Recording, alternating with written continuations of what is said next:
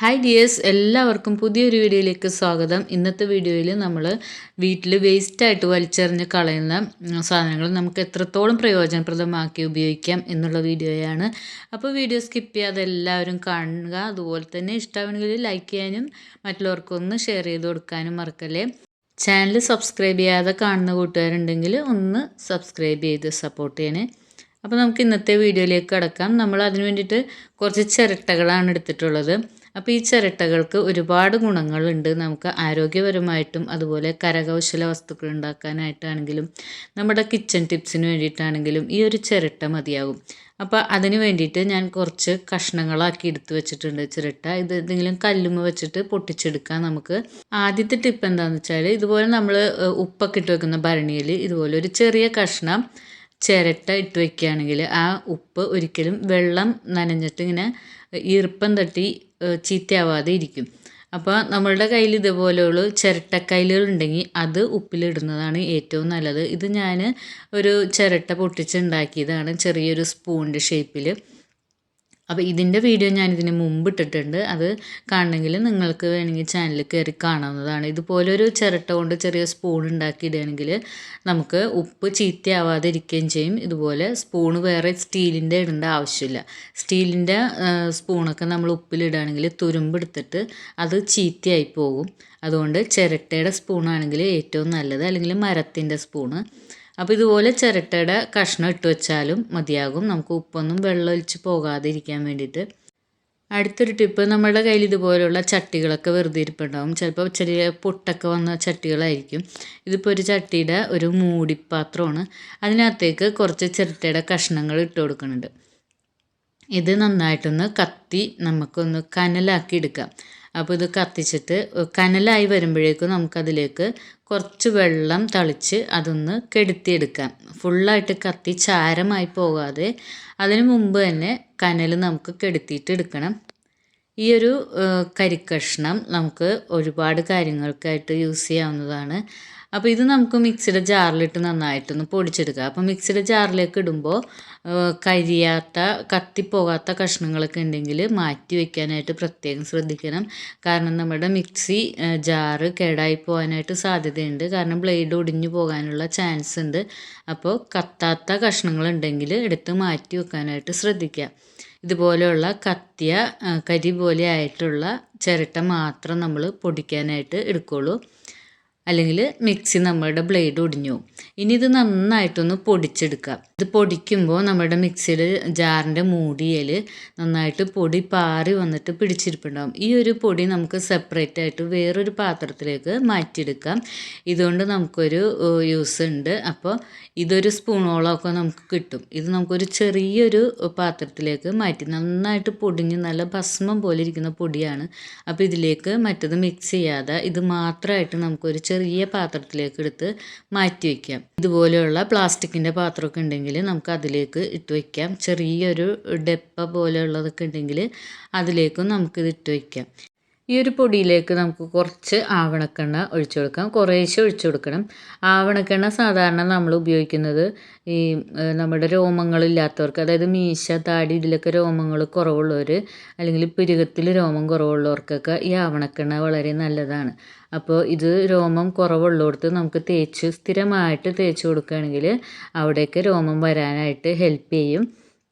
അപ്പോൾ കൊച്ചു കുട്ടികൾക്കൊക്കെ പുരുകത്തിൽ രോമമില്ലാത്തതാണെങ്കിൽ ഇതുപോലെ കുറച്ച് ചിരട്ടക്കരി ഉപയോഗിച്ചിട്ട് ആവണക്കെണ്ണയും ചിരട്ടക്കരിയും കൂടി എടുത്ത് ഇതേപോലെ ഡെയിലി എഴുതി കൊടുക്കുകയാണെങ്കിൽ അവരുടെ പുരുകത്തിലൊക്കെ നല്ല തിക്കായിട്ട് രോമം വരാനായിട്ട് ഹെൽപ്പ് ചെയ്യും. അപ്പോൾ ഇത് ചെയ്ത് നോക്കാത്തവരൊന്ന് ചെയ്ത് നോക്കുക. നാച്ചുറലായിട്ടുള്ളൊരു റെമഡിയാണ് ഇത്. യാതൊരു സൈഡ് എഫക്റ്റും ഇല്ല. അപ്പോൾ ആൺകുട്ടികൾക്കാണെങ്കിലും മീശയിലും താടിയിലൊക്കെ രോമം കുറവുള്ളവർ ഇതിങ്ങനെ ഡെയിലി ഒന്ന് ചെയ്ത് നോക്കുക. ഒരു 1-2 മാസമൊക്കെ ഡെയിലി ചെയ്ത് നോക്കുമ്പോൾ നല്ല വ്യത്യാസം ഉണ്ടാകും, പുരുകത്തിലൊക്കെ ആണെങ്കിലും. ഇനി അടുത്തത്, നമ്മൾ ബാക്കിയുള്ള പൊടി നമുക്കൊരു ടിന്നിൽ അടച്ചു വയ്ക്കുക, ഒരു പാത്രത്തിലെടുത്ത് മാറ്റി വയ്ക്കുക ചെയ്യാം. ഇത് എത്ര നാൾ വേണമെങ്കിലും നമുക്ക് ഉപയോഗിക്കാം. ഇത് പൊടിച്ച് നമ്മുടെ ഈ ജാറിൽ അഴുക്കുകളൊക്കെ ഉണ്ടെങ്കിൽ പെട്ടെന്ന് ഈ അഴുക്കൊക്കെ പോയി ഒരു പ്രത്യേക തിളക്കം തന്നെ നമ്മുടെ ജാറിന് കിട്ടും. ബ്ലേഡിലുള്ള അഴുക്കെല്ലാം പെട്ടെന്ന് തന്നെ നമുക്ക് പോകുന്നതായിട്ട് കാണാൻ പറ്റും. അത് മാത്രമല്ല, ഈ സ്റ്റീലിൻ്റെ പാത്രങ്ങൾക്കാണെങ്കിലും ഗ്ലാസിൻ്റെ പാത്രങ്ങൾക്കാണെങ്കിലും ഈ ഒരു ചിരട്ടക്കരി ഇട്ട് കഴുകി കഴിഞ്ഞാൽ ഒരു പ്രത്യേക ഒരു ഷൈനിങ് ആയിരിക്കും. അത് നമ്മൾ ചെയ്ത് നോക്കുമ്പോൾ മനസ്സിലാവും. അപ്പോൾ ഞാനിതിലേക്ക് സോപ്പോ ലോഷനോ ഒന്നും ഉപയോഗിക്കാതെ ഈ ഒരു പൊടി കൊണ്ട് മാത്രമാണ് കഴുകിയത്. ഒരു സ്ക്രബ്ബറൊന്നും ഉപയോഗിച്ചിട്ടില്ല. അപ്പം തന്നെ അവിടുത്തെ അതിനകത്തുള്ള അഴുക്കൊക്കെ പോയി ഒരു പ്രത്യേക തിളക്കം തന്നെ നമ്മുടെ ജാറിന് കിട്ടിയിട്ടുണ്ട്. ഇത് കാണുമ്പോൾ അറിയാൻ പറ്റും. അപ്പോൾ ഇത് ചെയ്ത് നോക്കാത്തവരൊന്ന് ചെയ്ത് നോക്കുക. അപ്പോൾ വീട്ടിൽ ചാരമൊന്നും ഇല്ലാത്തവരാണെങ്കിൽ ഇതുപോലെ കുറച്ച് ചിരട്ട എടുത്ത് കരിച്ചിട്ട് ഇങ്ങനെ ചെയ്ത് നോക്കാവുന്നതാണ്. കരിയുള്ളതോ അല്ലെങ്കിൽ കറയുള്ള പാത്രങ്ങളൊക്കെ. ഇപ്പോൾ ഈ ഒരു ഗ്ലാസ്സിൽ ചായയുടെ കറയുണ്ട്. അപ്പോൾ അത് മാറാനായിട്ട് കുറച്ച് പൊടി ഇതിലേക്ക് ഇട്ട് കൊടുത്തിട്ട് ജസ്റ്റ് കൈയും കൊണ്ട് തന്നെ ഒട്ടും വെള്ളം പോലും ഒഴിക്കാതെ ജസ്റ്റ് ചെറിയൊരു നനവൊക്കെ മതിയാകും. നന്നായിട്ടൊന്ന് തേച്ച് പിടിപ്പിച്ച് അതിൻ്റെ ആ അരികത്തുള്ള അഴുക്കുകൾ മുഴുവനും പോയിട്ടുണ്ട്. ആ അഴുക്ക് പോകുന്നത് മാത്രമല്ല പാത്രത്തിനൊക്കെ ഒരു പ്രത്യേക ഒരു തിളക്കവും ഇത് മൂലം കിട്ടുന്നുണ്ട്. അപ്പോൾ എല്ലാവരും ഇതൊന്ന് ട്രൈ ചെയ്ത് നോക്കുക. നമ്മുടെ കൈക്ക് സോപ്പൊന്നും ഉപയോഗിക്കാൻ പറ്റാത്തവരൊക്കെ ഉണ്ടെങ്കിൽ ഇങ്ങനെയുള്ള സാധനങ്ങളൊക്കെ ഇട്ടിട്ട് പാത്രം കഴുകാനായിട്ട് ശ്രദ്ധിക്കുക. അപ്പോൾ അതുപോലെ തന്നെ ചില്ലിൻ്റെ ഗ്ലാസ്സൊക്കെ ഇങ്ങനെ ചെയ്ത് നോക്കുകയാണെങ്കിൽ ഒരു പ്രത്യേക തിളക്കമാണ് നമുക്ക് കിട്ടുന്നത്. അപ്പം നല്ലൊരു ക്ലീനിങ് ഏജൻ്റായിട്ടും ഈ ഒരു ചിരട്ടയുടെ പൊടി ഉപയോഗിക്കാം. ഇനി അടുത്തൊരു ഉപയോഗം എന്താണെന്ന് വെച്ചാൽ കുറച്ച് ഉപ്പ് കൂടി ചേർത്തിട്ട് ചിരട്ടക്കരി നന്നായിട്ട് മിക്സ് ചെയ്യുക. അതുകൊണ്ട് നമ്മൾ പല്ല് തേക്കുകയാണെങ്കിൽ പല്ലിൽ മഞ്ഞക്കറയൊക്കെ ഉള്ളവർക്ക് മഞ്ഞക്കറ പോകാനും പല്ല് നല്ല തിളക്കം കിട്ടാനും ഒക്കെ ഹെൽപ്പ് ചെയ്യും. അപ്പോൾ നമ്മൾ ഡെയിലി പേസ്റ്റ് വെച്ചൊക്കെയാണ് പല്ല് തേക്കാറ്. അപ്പോൾ ഇടയ്ക്ക് ആഴ്ചയിൽ ഒരു ദിവസമൊക്കെ ഇതേപോലെ കുറച്ച് ഉപ്പിട്ട് ചിരട്ടക്കരി വെച്ചിട്ട് തേക്കുകയാണെങ്കിൽ നമ്മളുടെ പല്ലിൽ കറയൊക്കെ ഉള്ളവർക്ക് നന്നായിട്ട് നല്ല പല്ലായിട്ട് വെളുത്ത പല്ലുകളായിട്ട് കിട്ടും. ഇനി അടുത്തൊരു ടിപ്പ്, കുറച്ച് ചിരട്ടയുടെ കരിപ്പൊടി എടുക്കുക. അതിലേക്ക് ഒരു സ്പൂൺ തേനാണ് ഒഴിച്ചു കൊടുത്തത്.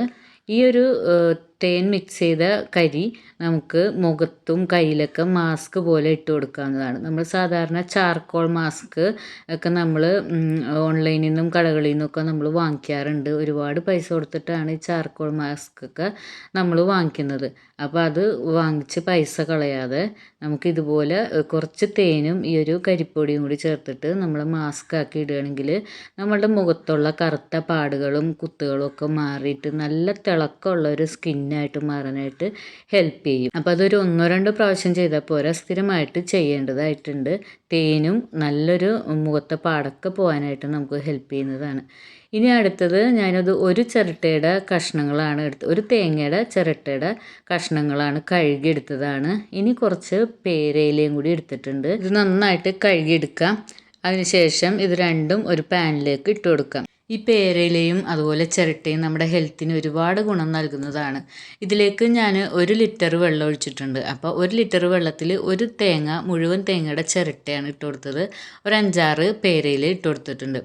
ഈ പേരയിലയും ഈ ചിരട്ടയും കിടന്ന് ഈ വെള്ളത്തിൽ നന്നായിട്ട് തിളച്ച് ചിരട്ട നന്നായിട്ട് വെന്ത് കിട്ടണം. ഒരു 10 മിനിറ്റോളമെങ്കിലും ഇങ്ങനെ തിളപ്പിച്ച് ആ വെള്ളത്തിൻ്റെ കളറ് നല്ല കടുത്ത റെഡ് കളറ് പോലെയായിട്ട് വരണം. ഈ വെള്ളം ഡെയിലി രാവിലെ ഒരു ഗ്ലാസ് കുടിക്കുകയാണെങ്കിൽ ഷുഗർ ഉള്ളവർക്കും കൊളസ്ട്രോൾ ഉള്ളവർക്കും അവരുടെ ഷുഗറും കൊളസ്ട്രോളും ഒക്കെ നോർമലായി കിട്ടും. അതുമാത്രമല്ല ദഹനക്കേട്, ഗ്യാസ് ട്രബിൾ ഇതൊക്കെ പരിഹാരമാക്കിയിട്ട് ഈ ഒരു വെള്ളം മാത്രം മതിയാകും. അപ്പോൾ ഇത് എന്തായാലും ചെയ്ത് നോക്കാത്തവർ തീർച്ചയായിട്ടും ചെയ്ത് നോക്കുക. രാത്രി ഈ വെള്ളം കുടിച്ചിട്ട് കിടക്കുകയാണെങ്കിൽ പിറ്റേ ദിവസം നമ്മുടെ മലശോധന നല്ല ക്ലിയർ ആയിട്ട് കിട്ടും. അപ്പോൾ ഇത് ചെയ്ത് നോക്കാത്തവരുണ്ടെങ്കിൽ ഒന്ന് ചെയ്ത് നോക്കുക. ഒന്നില്ലെങ്കിൽ നമുക്ക് വെറും വയറ്റിൽ കുടിക്കാം, അല്ലെങ്കിൽ രാത്രിയോ പകൽ ഏത് സമയത്ത് വേണമെങ്കിലും നമുക്കിത് കുടിക്കാം. അപ്പോൾ ഷുഗർ ഉള്ളവർക്കും അല്ലാത്തവർക്കും ഇത് കുടിക്കാവുന്നതാണ്. ദഹന പ്രശ്നമൊക്കെ ഉള്ളവർക്കും ഗ്യാസ് ട്രബിൾ ഉള്ളവർക്കും അതുപോലെ തന്നെ ചുമ കഫക്കെട്ടൊന്നും മാറാത്തവർക്കും പ്രതിരോധശേഷി വർദ്ധിപ്പിക്കാനും ഒക്കെ ഇത് നല്ലതാണ്. പേരയിലിട്ട് തിളപ്പിച്ച വെള്ളം ആവി പിടിക്കുന്നതൊക്കെ നമ്മൾ പ്രതിരോധശേഷി വർദ്ധിപ്പിക്കാനായിട്ട് സാധാരണ ചെയ്യുന്നതാണ്. അപ്പോൾ ഈ വെള്ളം സ്ഥിരമായിട്ട് കുടിക്കുകയാണെങ്കിൽ നമുക്ക് മുടി വളരാനും പേരയില മുടി വളരാനായിട്ട് ഒരുപാട് ഹെൽപ്പ് ചെയ്യുന്നുണ്ട്.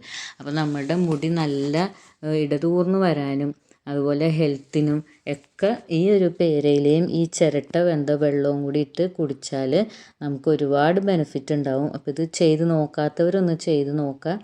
അതുപോലെ തന്നെ നമ്മുടെ ഭക്ഷണവും നമ്മൾ കൺട്രോൾ ചെയ്യേണ്ടതായിട്ടുണ്ട്, പ്രമേഹമുള്ളവർ പ്രത്യേകിച്ചും. ഇന്നത്തെ വീഡിയോ എല്ലാവർക്കും യൂസ്ഫുൾ ആയെന്ന് വിചാരിക്കുന്നു. എല്ലാവരും ഇതൊക്കെ ഒന്ന് ട്രൈ ചെയ്യാനായിട്ട് ശ്രദ്ധിക്കുക. ഇൻഷാല്ലാ അടുത്ത നല്ലൊരു വീഡിയോ വരാം. Thank you, by.